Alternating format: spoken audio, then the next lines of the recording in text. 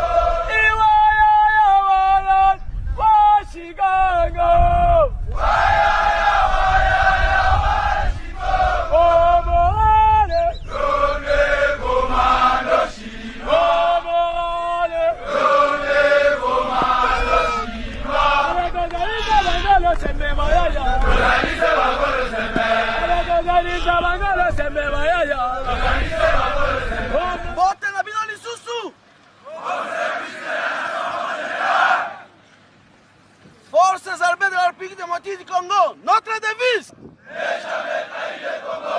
Ne jamais trahir le Congo. Toye kosala musala. Secret ya réussite na bino. Ezali discipline. Commandant suprême azali insister pour la discipline ya mapinga. Observer règles d'engagement. Règles de comportement. Ngonga nini okobeta masasi? Nani okobeta masasi? Obomi munguna kokata yete. Boyokinga? Kokata munguna bitani bitani te pekisami. La mobilisation constatée autour de forces armées de la République n'est pas un fruit du hasard, mais plutôt de la maturité acquise par le peuple congolais au fil des ans. Dans cette chronique, notre confrère Edi Tchala puise dans les événements du passé la motivation de cet élan patriotique qui trouble la quiétude des agresseurs du pays. La République démocratique du Congo est un géant d'Afrique, par sa taille, mais par sa population aussi. En plus de 100 ans d'existence, depuis l'État indépendant du Congo à ses jours, la résilience de son peuple a forgé un mental et a bâti un esprit. La nation congolaise est bien réelle, elle existe. Nous avons connu des rébellions, parfois plus sanglants. Entre frères, le dialogue a été rétabli, la paix retrouvée. Le vouloir vivre ensemble s'est construit au fil des ans. Le Congolais et le Congo, c'est la rivière et son lit. Ceux qui caressent toujours l'idée d'une balkanisation comme ceux qui rêvent encore d'une occupation peuvent continuer à se bercer d'illusions. Le dialogue intercongolais peut toujours leur servir de repère. Cette histoire dont nous sommes si fiers et dont nous racontons la signification à nos enfants est pleine de hauts faits de guerre.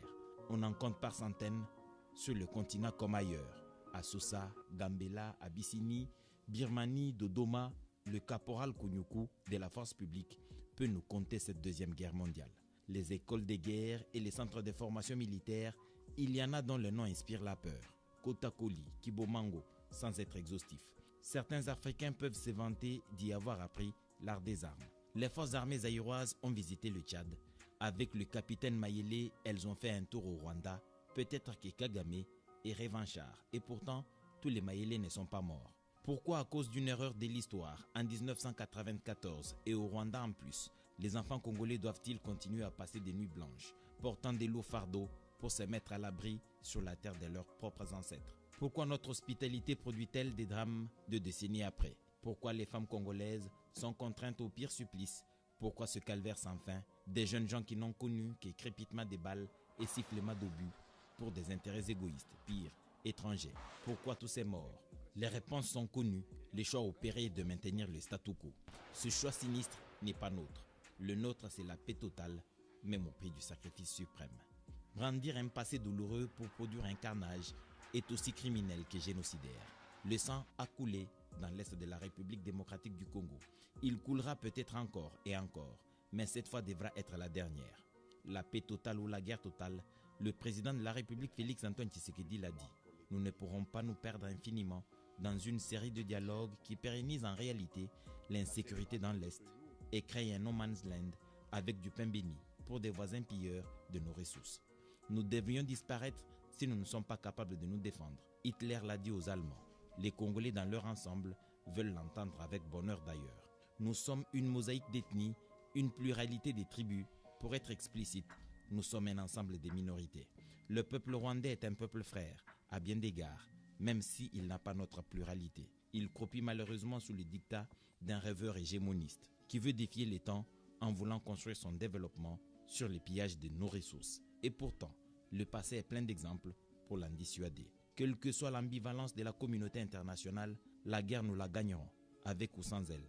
Nous perdrons des batailles, nous essuyerons des échecs, mais la victoire nous la remporterons. Le Congo de 1960 est celui d'aujourd'hui, dans sa superficie actuelle, jusqu'à la fin des temps. La mission des Nations Unies pour la stabilisation du Congo a joué sa partition. Mais 22 ans, c'est énorme. Elle devrait faire ses adieux. La question des montagnes de Tchanzu, Runyonyi et alentours, nous nous en chargerons. Sans y croire outre mesure, la force de la communauté est-africaine devrait avoir un chronogramme le plus court possible. Les forces armées de la RDC sont conscientes de l'immensité de la tâche et répondront présentes à l'appel du devoir. La paix comme le respect se gagne et se consolide. Le membre des caucus des parlementaires de l'Ituri salue la calmie qui règne sur l'ensemble de cette province dirigée par l'administration militaire. Ceci grâce à la détermination du président de la République, Félix-Antoine Tshisekedi Tshilombo, imprimée en Ituri par le lieutenant général Luboyanka Shemajoni ayant abouti aux signatures des actes d'engagement unilatéral de cessation des hostilités par les miliciens Codeco et FPIC. Ces élus nationaux ont félicité et encouragé le gouvernement militaire pour ce travail abattu. Nous avons eu le temps de pouvoir parcourir la situation d'ordre sécuritaire de notre province de l'Ituri.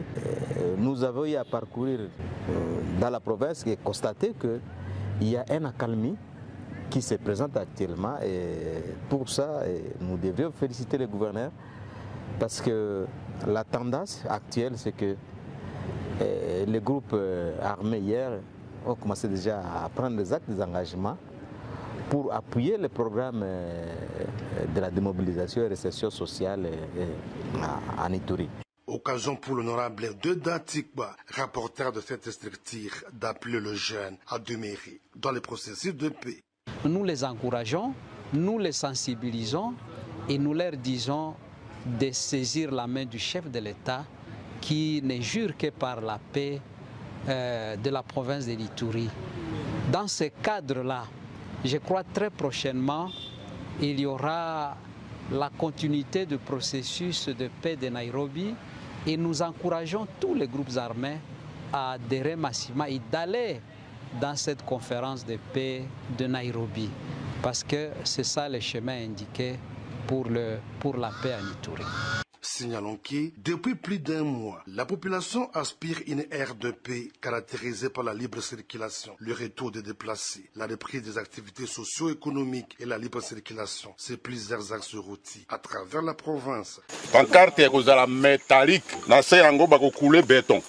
Pour la terre. Côté kuna bako koma, Ituri vous dit au revoir. Otoele vous souhaite la bienvenue. Dindinde yango wana. Namoni Makamonio c'est Cécilie déjà. Il faut insister là-dessus. C'est une limite administrative et non une limite coutumière. Ça y est, le conflit de limite administrative entre la chefferie de Kalikoumi en province de l'Ituri et la chefferie de Logololia dans le Haut-Ouélé a été réglé en parfaite harmonie grâce aux travaux effectués du 26 au 30 juin 2022 à Ariouara, en territoire d'Aru, par les experts de l'Institut géographique du Congo en présence de délégations de deux provinces. Le mercredi 29 juin, les différentes parties prenantes se sont rendues au Mont Zinzi pour placer une pancarte matérialisant les limites entre les deux entités. Un motif de satisfaction pour Ernest Uringi Padolo, directeur de cabinet adjoint du gouvernement militaire et chef de la délégation iturienne. Remercier son Excellence, Monsieur le Président de la République, pour son souci d'installer la paix sur toute l'étendue de la République. Je voudrais également remercier son Excellence, Monsieur le Vice-Premier ministre, ministre de l'Intérieur, Sécurité et Décentralisation, sa promptitude d'avoir répondu à la demande des gouverneurs de déléguer une commission du ministère de l'Intérieur et celle de l'Institut géographique. Je remercie également nos deux gouverneurs pour leur implication. Même son de cloche du côté de la délégation du Haut-Ouélé, tel qu'elle est dit, le vice-gouverneur de la dite province. Les conclusions auxquelles nous avons abouti, je crois que tout le monde ici est satisfait. Comme je le disais au départ, nous venons sous l'égide des experts appliquer la loi et que la loi a été effectivement appliquée. Deux experts de l'Institut géographique du Congo vont continuer de placer des bornes à certains endroits précis de la limite entre les deux provinces. Il en sera de même du côté de Mambasa, où il existe un conflit similaire avec le territoire de Wamba. Il s'y est de dire que la résolution de ces conflits qui a fait mort d'hommes en avril dernier matérialise la détermination du gouverneur de deux provinces à assurer la cohabitation pacifique et la concorde entre les populations, tel que le vit le chef de l'État congolais, Félix Antoine Tshisekedi.